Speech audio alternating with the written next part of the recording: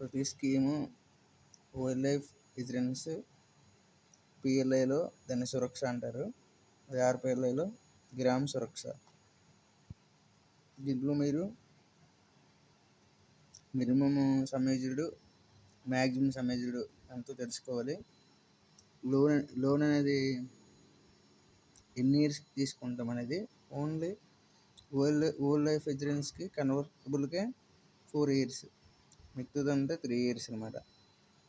Surrender అనేది అన్నిటికీ 3 years, నామినీకి కూడా అన్నిటికీ 3 members, 3 or 4 చూద్దాం. ఈ ఓల్డ్ లైఫ్ అనేది ప్రీమియం అనేది 55 సంవత్సరాలకైనా 58 సంవత్సరాలకైనా 60 సంవత్సరాల వరకైనా కట్టుకోవచ్చు. కానీ మెచ్యూరిటీ అనేది 80 సంవత్సరాల తర్వాతే వస్తుంది, లేదా డెత్ అయితేనే. నెక్స్ట్ కన్వర్టబుల్ ఓల్డ్ లైఫ్ అనేది after 5 years not later than 6 yearsలోనే చేసుకోవాలి. ఏంటి కన్వర్టబుల్ ఓల్డ్ లైఫ్ ఇన్సూరెన్స్ అంటే దాన్ని మనము ఎండోమెంట్ ఇన్సూరెన్స్గా మార్చుకోవాలనుకుంటే ఆ టైంలో చేసుకోవాలి, లేకపోతే అది ఓల్డ్ లైఫ్ ఇన్సూరెన్స్ లాగా ఉండిపోద్ది.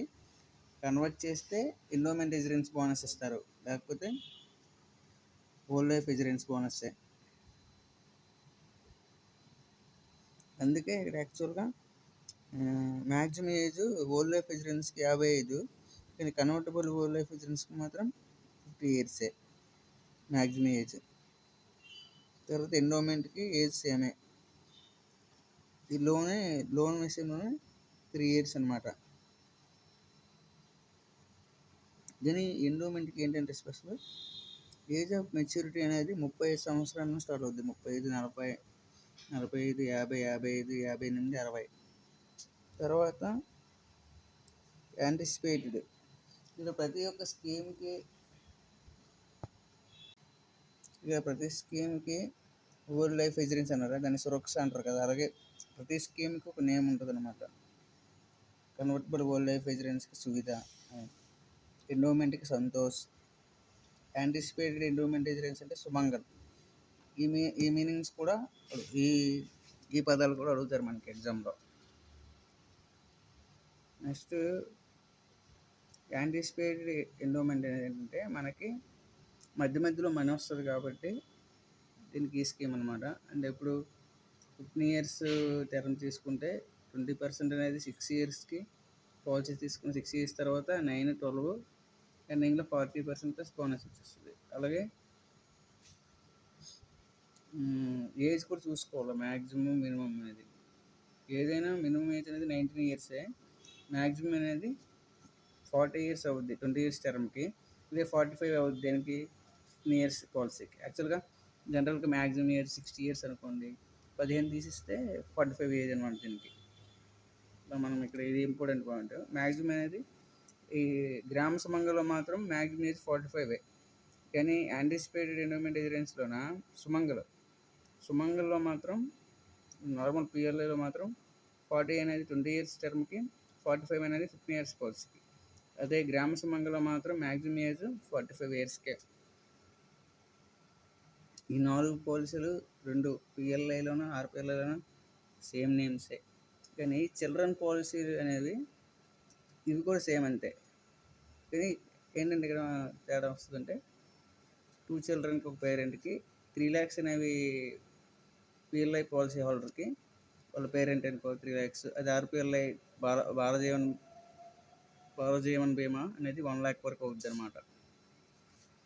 దీనికి ఏంటంటే చిల్డ్రన్ పాలసీస్కి లోనే ఉండదు, సరెండర్ కూడా అవ్వదు. ఎండోమెంట్ బోనస్ ఇస్తారు అన్నమాట చిల్డ్రన్ పాలసీకి. ఇక్కడ ఏంటంటే చిన్నపిల్లల ఏజ్ అంతానే గుర్తుపెట్టుకోవాలి, 5 నుండి 20 years. మళ్ళీ పాలసీ హోల్డర్ ఏజ్ అనేది 40, అది పేరెంట్ ఏజ్ అనేది 45 years అవ్వకూడదు. అతను కూడా ఒక పాలసీ హోల్డర్ అయి ఉండాలి. పిఎల్ఐ అయితే పిఎల్ఐ, ఆర్పిఎల్ఐ అయితే ఆర్పిఎల్ఐ. నెక్స్ట్ ఏంటంటే జాయింట్ లైఫ్ ఇన్సూరెన్స్ అనేది ఓన్లీ పిఎల్ఐ స్కీమ్ అనమాట. అదే గ్రాడ్యుయేట్స్ కానీ జాబ్ హోల్డర్స్ ఉంటారు కదా అక్కడ. జాయింట్ లైఫ్ అనేది బోత్ వైఫ్ అండ్ హస్బెండ్ అనమాట. లైఫ్ కవర్ అనేది ఇద్దరికి ఉంటుంది, సేమ్ 20K నుండి 50 lakhs. యాక్చువల్‌గా మ్యారేజ్ డేట్ అనేది 21 సంవత్సరం స్టార్ట్ అవుద్ది కదా! 21-45 మాక్సిమం ఏజ్. లోన్ అనేది 3 ఇయర్స్ తర్వాత సరెండర్ అనేది 4 ఇయర్స్ తర్వాతనే ఉంది ఇక్కడ. ఇదేమో సరెండర్ అనేది ఇక్కడ 4 ఇయర్స్ అని రాశాను. ఓకే, చూస్తే ఇది సరెండర్ 3 ఇయర్స్ అండి. ఇక్కడ మిస్టేక్ రాశాను ఇందాక. Minimum term of policy 5 years, maximum term 20 years అనమాట ఈ జాయింట్ లైఫ్ ఇన్సూరెన్స్కి. ఇప్పుడు దాంట్లో 6 పాలసీలు దీంట్లో ఉంటాయి కదా. జాయింట్ లైఫ్ అనేది పిఎల్ఐలో ఉంటుంది. ఇది 10 ఇయర్స్. రూరల్ పిఎల్ఐ అనేది ఆర్పిఎల్ఐలో ఉంటుంది. దీన్ని గ్రామ ప్రియ అంటారు. ఇది 10 ఇయర్స్ పాలసీ అనమాట. మినిమం ఏజ్ గుర్తుపెట్టుకోవాలి బాగా జాగ్రత్తగా. 20 ఇయర్స్ నుంచి 45 మ్యాక్సిమం ఏజ్. 10K 10 lakhs. ఇది కూడా ఎప్పుడు ఎంత అమౌంట్ వస్తుందండి? ఆఫ్టర్ 4 ఇయర్స్ 20% అమౌంట్, 7 ఇయర్స్ తర్వాత 20% అమౌంట్, 10 ఇయర్స్ తర్వాత 60% అమౌంట్. ఈ పాలసీ రూరల్ పీపుల్కే తెలుసు కదా. పిఎల్ఐ అనేది 1 ఫిబ్రవరి 1884 డేట్ బాగా గుర్తుపెట్టుకోవాలి. 1894 తర్వాత ఫీమేల్ ఎంప్లాయీస్కి. ఆర్పిఎల్ఐ అనేది ఎలాగ వచ్చిందంటే మల్హోత్రా కమిటీ అనేది 1993లో వాళ్ళు ఇచ్చే రిపోర్ట్ ప్రకారం గవర్నమెంట్ అనేది ఈ ఎగ్జాక్ట్గా మంత్ బాగా గుర్తుపెట్టుకోవాలి. 24/3/1995